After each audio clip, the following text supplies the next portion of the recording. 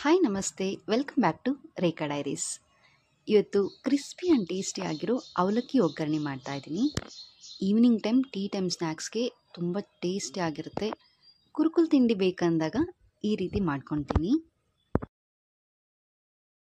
ಮಳೆಗಾಲದಲ್ಲಂತೂ ಆಗಾಗ ಏನಾದರೂ ತಿನ್ನೋಣ ಅನಿಸುತ್ತೆ. ಮಳೆ ಬೀಳ್ತಾ ಇರಬೇಕಾದ್ರೆ ಏನಾದರೂ ತಿನ್ನಬೇಕು ಅಂತ ಅನಿಸುತ್ತೆ.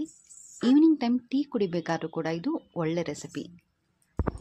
ಇದನ್ನ ಒಂದ್ಸರಿ ಮಾಡಿಟ್ಕೊಂಡ್ರೆ, ಸ್ವಲ್ಪ ಜಾಸ್ತಿ ಕ್ವಾಂಟಿಟಿ ಮಾಡಿಟ್ಕೊಂಡ್ರೆ ನೀವು 15 ಡೇಸು ಅಥವಾ 1 ಮಂತ್ವರೆಗೂ ಕೂಡ ಸ್ಟೋರ್ ಮಾಡ್ಬೋದು. ಇದಕ್ಕೆ ಮೈನ್ ಇಂಗ್ರೀಡಿಯೆಂಟ್ ಅವಲಕ್ಕಿ. ಪೇಪರ್ ಅವಲಕ್ಕಿ ತೊಗೊಳ್ಳಿ. ನಾನು ಮನೇಲಿ ಗಟ್ಟಿ ಅವಲಕ್ಕಿ ಇತ್ತು, ಅದರಿಂದನೇ ಮಾಡ್ಕೊಳ್ತಾ ಇದ್ದೀನಿ. ನೀವು ಗಟ್ಟಿ ಅವಲಕ್ಕಿನಲ್ಲಾದರೂ ಮಾಡ್ಕೋಬೋದು ಅಥವಾ ಪೇಪರ್ ಅವಲಕ್ಕಿನಾದರೂ ಯೂಸ್ ಮಾಡ್ಬೋದು. ಅವಲಕ್ಕಿನ ಲೋ ಫ್ಲೇಮಲ್ಲಿ ಫ್ರೈ ಮಾಡ್ಕೋಬೇಕು. ಪೇಪರ್ ಅವಲಕ್ಕಿ ತೊಗೊಂಡ್ರೆ 3 to 4 ಮಿನಿಟು ಫ್ರೈ ಮಾಡಿ. ಗಟ್ಟಿ ಅವಲಕ್ಕಿ ಆದರೆ 5ರಿಂದ 6 ನಿಮಿಷ ಲೋ ಫ್ಲೇಮಲ್ಲೇ ಫ್ರೈ ಮಾಡ್ಕೊಳ್ಳಿ. ಸಣ್ಣ ಹುರಿನಲ್ಲಿ ಕೈ ಆಡಿಸ್ತಾ ಇರಬೇಕು, ಇಲ್ಲಾಂದರೆ ಸೀದೋಗ್ಬಿಡುತ್ತೆ. ಇದೇ ರೀತಿ ಫ್ರೈ ಮಾಡಿಕೊಂಡು ಈಗ 5 to 6 ಮಿನಿಟ್ ಆಗಿದೆ. ಫ್ರೈ ಮಾಡಿದ್ನೆಲ್ಲ ಒಂದು ದೊಡ್ಡ ಬೌಲ್ಗೆ ಅಥವಾ ಒಂದು ಪಾತ್ರೆಗೆ ತೆಗೆದಿಟ್ಕೊಳ್ಳಿ. ಈಗ ಉಳಿದಿರೋ ಇಂಗ್ರೀಡಿಯೆಂಟ್ಸ್ ಎಲ್ಲ ಫ್ರೈ ಮಾಡ್ಕೊಳ್ಳೋಣ. ಇದಕ್ಕೆ ಕಡಲೆ ಬೀಜ, ಕಡಲೆಪಪ್ಪು, ಒಣಕೊಬ್ಬರಿ ಮತ್ತು ಡ್ರೈ ಫ್ರೂಟ್ಸ್ ಇದೆಲ್ಲ ಬೇಕಾಗುತ್ತೆ. ಬಾಂಡಿಗೆಗೆ ಒಂದು 7ರಿಂದ 8 ಸ್ಪೂನ್ ಆಯಿಲ್ ಹಾಕಿದ್ದೀನಿ. ಆಯಿಲ್ ಸ್ವಲ್ಪ ಬಿಸಿ ಆದಮೇಲೆ ಮೊದಲಿಗೆ ಕಡಲೆ ಬೀಜ ಫ್ರೈ ಮಾಡ್ಕೊಳ್ತಾ ಇದ್ದೀನಿ.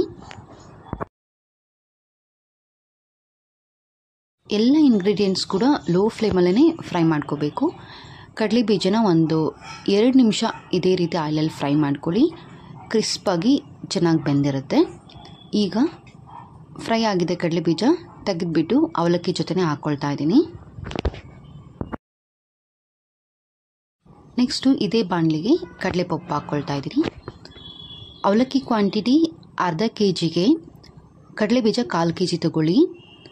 ಮತ್ತು ಕಡಲೆಪಪ್ಪು ಒಂದು 150 ಗ್ರಾಮ್ ತೊಗೊಂಡ್ರೆ ಸಾಕಾಗುತ್ತೆ.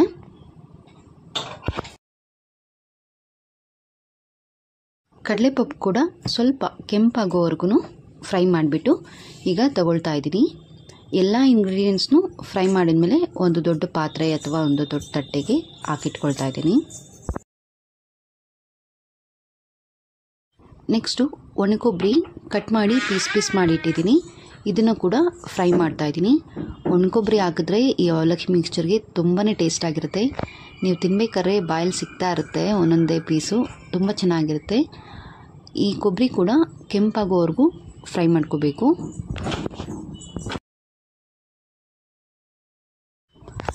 ಈಗ ಡ್ರೈ ಫ್ರೂಟ್ಸ್ ಎಲ್ಲ ಫ್ರೈ ಮಾಡ್ತಾ ಇದ್ದೀನಿ. ಇದಕ್ಕೆ ನಾನು ಬಾದಾಮಿ, ಗೋಡಂಬಿ ಮತ್ತು ಪಿಸ್ತಾ ತೊಗೊಂಡಿದ್ದೀನಿ. ನಿಮಗೆ ಇಷ್ಟ ಆದರೆ ಗ್ರೇಪ್ಸ್ ಕೂಡ ತೊಗೋಬೋದು, ಒಣದ್ರಾಕ್ಷಿ ಕೂಡ ಹಾಕ್ಕೋಬೋದು. ನಾನಿಲ್ಲ ಹಾಕ್ಕೊಳ್ತಾ ಇಲ್ಲ. ಬಾದಾಮಿನ ಒಂದು ಸ್ವಲ್ಪ ಚಚ್ಚಿ ಹಾಕ್ಕೊಳ್ಳಿ. ಒಂದು 2 ಪೀಸ್ ಮಾಡಿ ಹಾಕ್ಕೊಂಡ್ರೆ ಚೆನ್ನಾಗಿರುತ್ತೆ. ಈಗೆಲ್ಲ ಡ್ರೈ ಫ್ರೂಟ್ಸ್ ಕೂಡ ಫ್ರೈ ಮಾಡ್ತಾ ಇದ್ದೀನಿ. ಸ್ವಲ್ಪ ಲೈಟ್ ಗೋಲ್ಡನ್ ಬ್ರೌನ್ ಬರೋವರೆಗೂ ಫ್ರೈ ಮಾಡ್ಕೊಳ್ಳಿ. ಒಂದು 2 ಮಿನಿಟ್ಸಲ್ಲೇ ಆಗೋಗುತ್ತೆ ಇದು. ನೋಡಿ, ಈಗ ಡ್ರೈ ಫ್ರೂಟ್ಸ್ ಎಲ್ಲ ಆಯಿತು. ಲಾಸ್ಟಲ್ಲಿ ಈಗ ಒಗ್ಗರಣೆ ಹಾಕ್ಕೊಳ್ಳೋಣ. ಇನ್ನೇನು ಎಕ್ಸ್ಟ್ರಾ ಎಣ್ಣೆ ಬೇಡ. ನಾವು ಫಸ್ಟು ಏನು 8 ಸ್ಪೂನ್ ಎಣ್ಣೆ ಹಾಕಿದ್ರಿ ಅದರಲ್ಲೇ ಎಲ್ಲ ಆಗುತ್ತೆ. ಅದೇ ಎಣ್ಣೆಗೆ 1 ಸ್ಪೂನ್ ಸಾಸಿವೆ ಹಾಕ್ಕೊಂಡಿದ್ದೀನಿ. ಸಾಸಿವೆ ಸ್ವಲ್ಪ ಚಿಟಪಟ ಅಂದಮೇಲೆ ಕರಿಬೇವು ಮತ್ತು ಬೆಳ್ಳುಳ್ಳಿ ಹಾಕ್ಕೊಂಡಿದ್ದೀನಿ. 1 ಗಡ್ಡೆ ಬೆಳ್ಳುಳ್ಳಿ ಇದೆ. ಬೆಳ್ಳುಳ್ಳಿನ ಸಿಪ್ಪೆ ಸುಲಿದೇನೆ ಹಾಗೆಯೇ ಚಚ್ಚಿಬಿಟ್ಟು ಹಾಕ್ಕೊಳ್ಳಿ. ಇದಕ್ಕೆ ಅರ್ಧ ಸ್ಪೂನ್ ಅರಿಶಿನ ಪುಡಿ ಮತ್ತು 1 ದೊಡ್ಡ ಸ್ಪೂನ್ ಉಪ್ಪು ಹಾಕ್ಕೊಂಡಿದ್ದೀನಿ. ಮತ್ತು ರೆಡ್ ಚಿಲ್ಲಿ ಪೌಡರ್ 1 ಸ್ಪೂನ್. ಇದನ್ನೆಲ್ಲ ಎಣ್ಣೆಯಲ್ಲಿ ಚೆನ್ನಾಗಿ ಫ್ರೈ ಮಾಡ್ಕೊಳ್ಳಿ. ಬೆಳ್ಳುಳ್ಳಿ ಚೆನ್ನಾಗಿ ಕ್ರಿಸ್ಪ್ ಆಗಬೇಕು. ಹಸಿ ಇಟ್ಟರೆ ನೀವು ತುಂಬ ದಿನ ಸ್ಟೋರ್ ಮಾಡೋಕ್ಕಾಗೋದಿಲ್ಲ. ಈ ಆಯಿಲ್ನಲ್ಲೇ ಬೆಳ್ಳುಳ್ಳಿನ ಚೆನ್ನಾಗಿ ಫ್ರೈ ಮಾಡ್ಕೊಳ್ಳಿ, ಡ್ರೈ ಆಗೋ ಥರ. ಈ ಮಿಕ್ಸ್ಚರ್ ಮಾಡಿಟ್ಕೊಂಡ್ರೆ ನಿಮಗೆ ಬೇಕಂದಾಗೆಲ್ಲ ನೀವು ಸ್ನ್ಯಾಕ್ಸ್ ತಿನ್ಬೋದು. ಮಕ್ಕಳು ಕೂಡ ಈವ್ನಿಂಗ್ ಸ್ಕೂಲಿಂದ ಬಂದಾಗ ಸ್ನ್ಯಾಕ್ಸ್ ಕೇಳಿದಾಗ ಇದನ್ನ ಕೊಡಿ. ಇದರಲ್ಲಿ ಕಡಲೆ ಬೀಜ ಇದೆ, ಕೊಬ್ಬರಿ ಇದೆ, ಡ್ರೈ ಫ್ರೂಟ್ಸ್ ಇದೆ. ಆರೋಗ್ಯಕ್ಕೂ ಒಳ್ಳೆಯದು ಮತ್ತು ಮಳೆಗಾಲದಲ್ಲಿ ಇದು ಬಾಡಿನ ಶಾಖವಾಗಿ ಇರುತ್ತೆ. ಹೆಲ್ದಿ ಸ್ನ್ಯಾಕ್ಸ್ ಅಂತ ಹೇಳ್ಬೋದು. ಈಗ ನೋಡಿ, ಒಗ್ಗರಣೆ ಆಯಿತು. ಬೆಳ್ಳುಳ್ಳಿ ಎಲ್ಲ ಕ್ರಿಸ್ಪ್ ಆಗಿದೆ. ಇದನ್ನು ಈ ಮಿಕ್ಸ್ಚರ್ ಜೊತೆ ಸೇರಿಸ್ಕೊಳ್ತಾ ಇದ್ದೀನಿ. ಈಗ ಒಂದು ದೊಡ್ಡ ಬೌಲು ಅಥವಾ ಒಂದು ದೊಡ್ಡದಾಗಿರೋದೊಂದು ಬಾಣಲಿಗೆಗೆ ಈ ಎಲ್ಲನೂ ಟ್ರಾನ್ಸ್ಫರ್ ಮಾಡ್ಕೊಳ್ತೀನಿ. ಮನೆಗೆ ಯಾರು ಫ್ರೆಂಡ್ಸ್ ಬಂದಾಗ, ಗೆಸ್ಟ್ ಬಂದಾಗ ಕೂಡ ನೀವು ಈ ಸ್ನ್ಯಾಕ್ಸ್ನ ಕೊಡ್ಬೋದು. ಈವ್ನಿಂಗ್ ಟೀ ಜೊತೆ ತಗೊಳ್ಬೋದು. ಮಾರ್ನಿಂಗ್ ಟೈಮ್ ಕೂಡ ನಿಮ್ಗೆ ಯಾವಾಗ ಇಷ್ಟ ಆದರೆ ಆವಾಗ ತಿನ್ಬೋದು.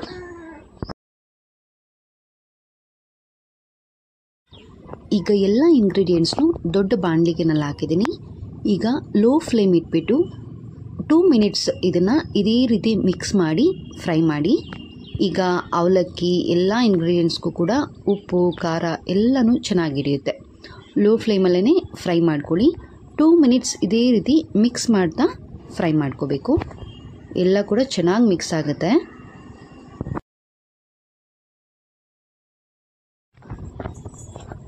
ಈಗ ನೋಡಿ ಚೆನ್ನಾಗಿ ಮಿಕ್ಸ್ ಆಗಿದೆ. 2 ಮಿನಿಟ್ಸ್ ಈ ರೀತಿ ಫ್ರೈ ಮಾಡಿದ್ರೆ ಸಾಕು. ಈಗ ಸ್ಟವ್ ಆಫ್ ಮಾಡಿ ಇದನ್ನು ಕೂಲ್ ಆಗೋದಕ್ಕೆ ಬಿಡಿ. ತಣ್ಣಗಾದಮೇಲೆ ಏರ್ ಟೈಟ್ ಬಾಕ್ಸ್ನಲ್ಲಿ ಸ್ಟೋರ್ ಮಾಡಿ ಇಡಿ. 15 ಡೇಸಿಂದ 30 ಡೇಸ್ವರೆಗೂ ನೀವು ಇದನ್ನ ಸ್ಟೋರ್ ಮಾಡ್ಬೋದು. ಆದರೆ 30 ಡೇಸ್ವರೆಗೂ ಇರೋದಿಲ್ಲ, ಅಷ್ಟು ಬೇಗನೆ ಖಾಲಿ ಆಗಿರುತ್ತೆ. ಅಷ್ಟು ಟೇಸ್ಟಿ ಆಗಿರುತ್ತೆ. ಮತ್ತೆ ಮತ್ತೆ ತಿನ್ನಬೇಕು ಅನಿಸುತ್ತೆ ತಿಂತಾಯಿದ್ರೆ.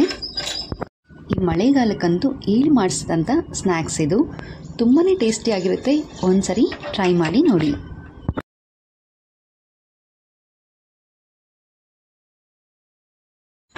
ವಿಡಿಯೋ ಇಷ್ಟ ಅಂದರೆ ಲೈಕ್ ಮಾಡಿ, ಶೇರ್ ಮಾಡಿ ಹಾಗೂ ಸಬ್ಸ್ಕ್ರೈಬ್ ಮಾಡಿ.